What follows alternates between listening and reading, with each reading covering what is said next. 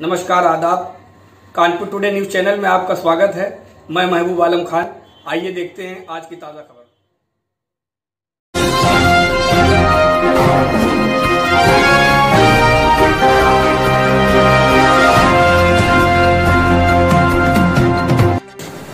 उत्तर प्रदेश सरकार ने सुरक्षा के नजरिए से सूबे के लिए एक स्पेशल पुलिस फोर्स का गठन किया है, जिसके लिए अधिसूचना जारी कर दी है। इस फोर्स का नाम स्पेशल सिक्योरिटी फोर्स नाम दिया है, जिन्हें असीमित शक्तियों से लैस किया गया है। इस फोर्स की अधिसूचना जारी होने के बाद से ही इनकी शक्तियों को लेकर सवाल उठने शुरू हो गए हैं।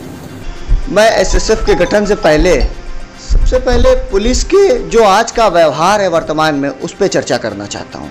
अभी आपके सामने महोबा की घटना है इंद्रजीत त्रिपाठी जी की, जिसमें एसपी रेंज का अधिकारी वसूली की बात कर रहा है और वसूली ना देने पर उसकी हत्या करा देता है।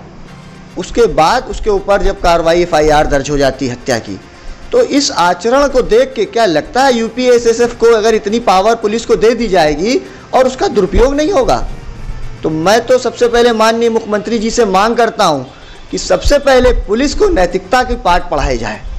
अगर उनकी नैतिकता की शिक्षा होनी चाहिए, उनको एक संस्कार देना चाहिए जो आज की वर्तमान परिवेश में पुलिस को सोच के लोग, आम आदमी पुलिस के बारे में सोच के ही उसके बारे में अपनी विचार बना लेता है कि यह आदमी ठीक नहीं है। तो सबसे पहले माननीय योगी जी को पुलिस को एक अच्छी डेवलपमेंट ट्रेनिंग देनी चाहिए, ताकि वो समाज में एक अच्छा व्यवहार करे, उसका समाज में एक अच्छा स्थान पैदा हो। आज आम लोगों के अंदर भय पैदा हो रहा है पुलिस के नाम पे। अगर इतनी ताकत पुलिस को दे दी जाएगी जो यूपी एसएसएफ में दी गई है, तो बड़ी भयावह स्थिति हो जाएगी यूपी के अंदर। उत्तर प्रदेश में सरकार ने इस फोर्स को बनाने के लिए PAC बटालियन के कर्मियों को चुना है, जिसकी निगरानी आला पुलिस अधिकारी, जिनमें IG, ADG और DIG लेवल के अफसर करेंगे। ये सिक्योरिटी फोर्स खास जगहों पर तैनात की जाएगी, जो 24 घंटे अपनी ड्यूटी पर रहेंगे। इन्हें किसी को भी किसी वक्त बिना वारंट गिरफ्तारी व किसी की भी घर की तलाशी लेने का हक हासिल होगा। साथ ही इसमें न्यायालय का दखल भी नहीं होगा। शक के आधार पर कभी भी किसी से पूछताछ का हक होगा। इस फोर्स से फोर्स को शक्तियां दी जाएंगी। अधिसूचना के साथ ही DGP को टीमों के गठन का आदेश दे दिया गया है, लेकिन इस फोर्स पर सियासी दल व जानकार सवाल भी उठा रहे हैं।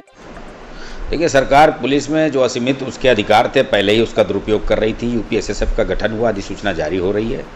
निश्चित रूप में 2022 में चुनाव है, तमाम राजनीतिक दल इनकी विफलताओं के ऊपर जिस तरह से अपने मुद्दों को लेकर सड़क पर आएंगे, तो उनके विरोध को दमनात्मक कार्रवाई के माध्यम से दबाने का जो यूपी एसएसएफ का जो अधिकार है वो इस्तेमाल होगा।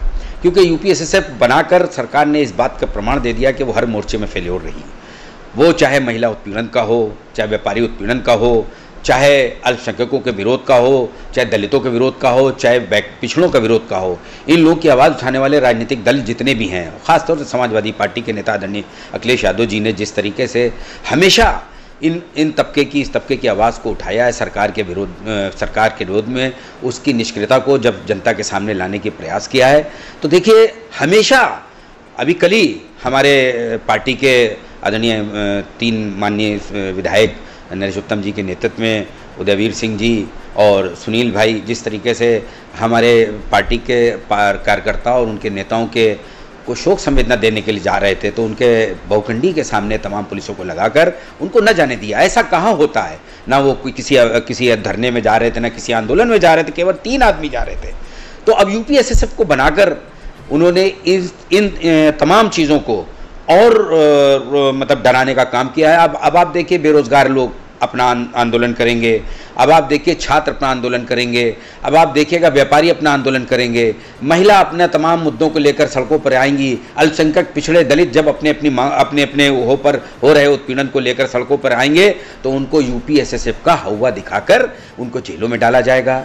उनको बिना किसी वारंट के, बिना किसी चीज़ के यूपीएसएसएफ को भेज के उनके घरों को पूरे तौर पर तलाशी ली जाएगी। उनके लोगों को बिना किसी, जाहिर है कि इसमें उनको असीमित अधिकार दिए गए हैं, उसमें कहा गया है ना वारंट की ज़रूरत है ना मजिस्ट्रेटल जांच की ज़रूरत है, किसी भी नेता को जब चाहेंगे निरुद्ध कर देंगे। आजम खान साहब को, उनकी पत्नी को, कफील साहब को, जिस तरीके डॉक्टर कफील को, और अभी एक और डॉक्टर हैं उनको भी जिस तरीके से जेल में निरुद्ध किया।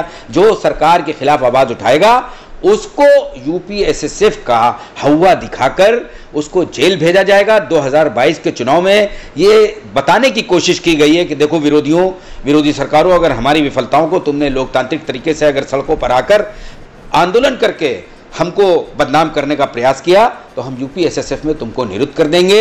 यूपीएसएसएफ लोकतांत्रिक व्यवस्था पर एक बहुत बड़ा कुठाराघात है। यूपीएसएसएफ लोकतांत्रिक व्यवस्था और संविधान पर एक बहुत बड़ा कुठाराघात है। कानून के जानकारों का भी मानना है कि इस तरह के फोर्स को शक्तियां दिए जाने से लोगों पर पुलिस दबाव बनाने का काम करेगी। साथ ही सरकार जो फोर्स बनाने का निर्णय लिया है उसमें 1 साल से फोर्स पर तकरीबन 1000 करोड़ रुपए से ज्यादा का खर्चा आएगा। दूसरा, दीगर मामलों से हटकर फोर्स बनाने की तैयारी कर रही है। इसके अलावा इसमें कानूनी अधिकारों का भी हनन होगा।